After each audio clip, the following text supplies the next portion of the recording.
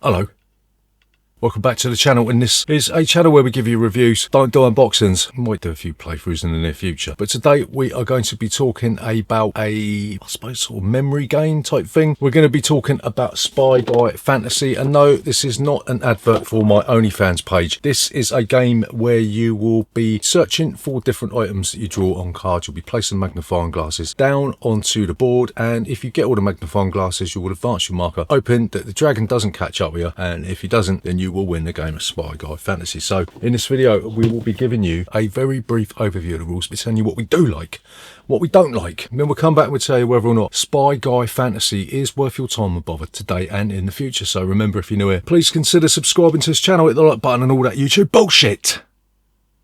We'll see you after this.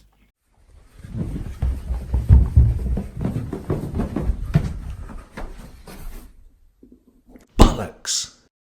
So, Spy Guy Fantasy. How'd you play this game?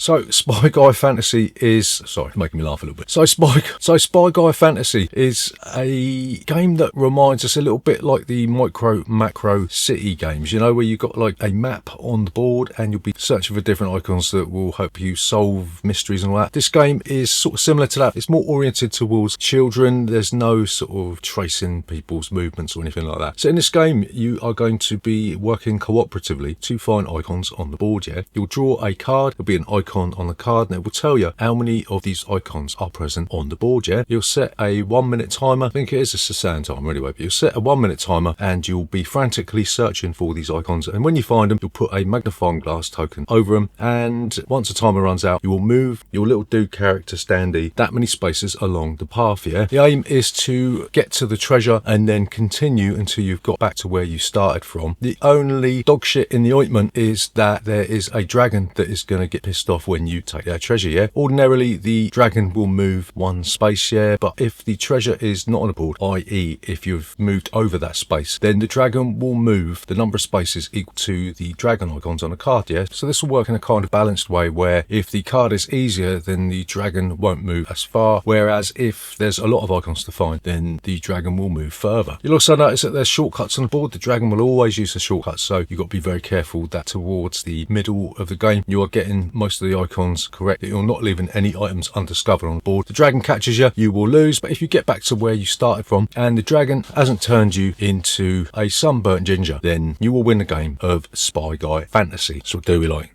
That's Spy Guy Fantasy. So the first thing that we quite like about Spy Guy Fantasy is the fact that it reminds us of Bonnie Blue's latest, greatest endeavour. Not only that, in a sort of Bonnie Blue-esque way, it is a very colourful and intricate game, yeah? And no, I'm not talking about her personality. Just perusing around the board reveals loads and loads of little Easter egg nugget things, you know? And that's not even when you are looking for specific icons, yeah? There's little stories going on, and you can sort of make up little stories in your head about what's going on in different places, yeah? I just love the way that the board is so colourful, yeah? It kind of mesmerises my children and makes them shut the fuck up, yeah? Which is a bonus for anybody that has got kids. So yeah, we try and play this as much as possible because children that shut the fuck up are the best children, aren't they? So the second thing that we quite like about this game is that hidden under the depths of this very simple game is actually a really, really good memory game, yeah? One of my kids pointed out to me after a couple of plays, they said, look, what happens when you can remember where all the icons are? And I said, well, that's great, because this game will then reward repeat plays, yeah? And if you've got a really good memory, which I haven't, unfortunately, because I blew my brains out with a load of skunk when I was like 19 or whatever, then this game's going to be more rewarding for you because you're going to be able to place those markers down in quick succession and the game's going to be easier, yeah? So this game is going to reward children more than retired dope addicts in a way that isn't initially obvious, you know what I mean? So the final thing that we quite like about this game is that the dragon possessing a shortcut that you can't use means that there is always going to be a sense of tension and non-scary pressure, yeah? You're going to be sort of basically shitting yourself thinking like, fucking hell, if I don't pull the rabbit out of the hat and get all of the icons on this turn, we are toast. So that makes the game a little bit harder, yeah? Where you're basically perspiring over the board, trying to stop that little bit of poo poking its tongue out your bumhole, you know what I mean? Because that will happen. It's going to be squeaky bum time for everybody at the table. So don't we like that Spy Guy Fantasy?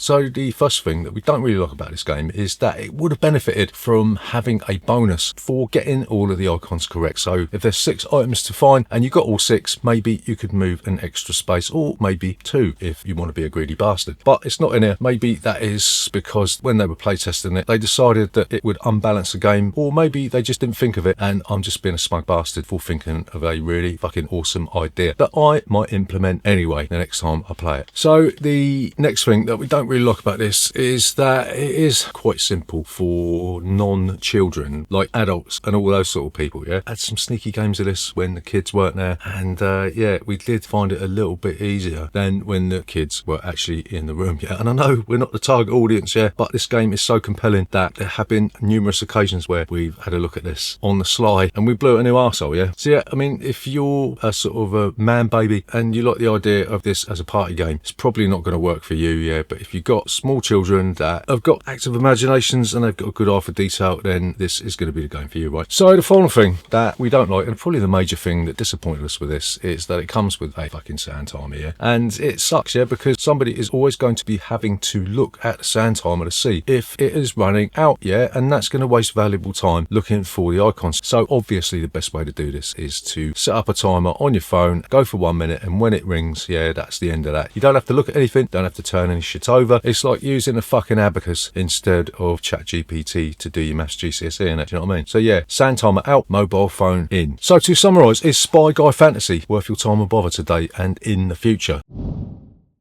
So we're going to say yes, Spy Guy Fantasy is the latest in a long line of really nasty porno movies. It's the latest in a long line of similar games, none of which we have played, so we went into this more blind than Stevie fucking Wonder. My kids are obsessed with this game, yeah, they've played it more than any other game. They have played Micro Macro City Kids quite a bit as well, so it's sort of on par with that. It's colourful, it is engaging, and it rewards experience by encouraging players to remember where the items are on the board. Yeah, that's always a plus here, where a simple game has got a, albeit simple, hidden layer of depth, if that makes sense. Maybe questionable when you're talking about this game's longevity, is a bit of a one-trick pony in the sense that there's no sort of sense of progression. You're not adding anything to the board. There's nowhere to go once you've completed it. So once you've sort of memorized where everything is, that is basically going to be the end of the game for you, unless you come back to it later when you've fucking forgotten, or maybe like 2 days later when you've forgotten, like me. But as a simple family-oriented game that you're going to chuck on the table for 30 minutes and maybe play this every now and again, then Spy Guy Fantasy is a fantastic idea. Yeah, it's beautifully executed and it does exactly what it says on the fucking tin, right? Which is a godsend, considering there's loads of bullshit games out there that basically don't scratch the itch that they tell you they're going to scratch, right? So yeah, there you go, that is Spy Guy Fantasy, a fantastic kiddie oriented family game. So remember, if you're new here, why haven't you fucking subscribed already? Hit the like button, all that bullshit that YouTube people tell you to do, and we will see you next time.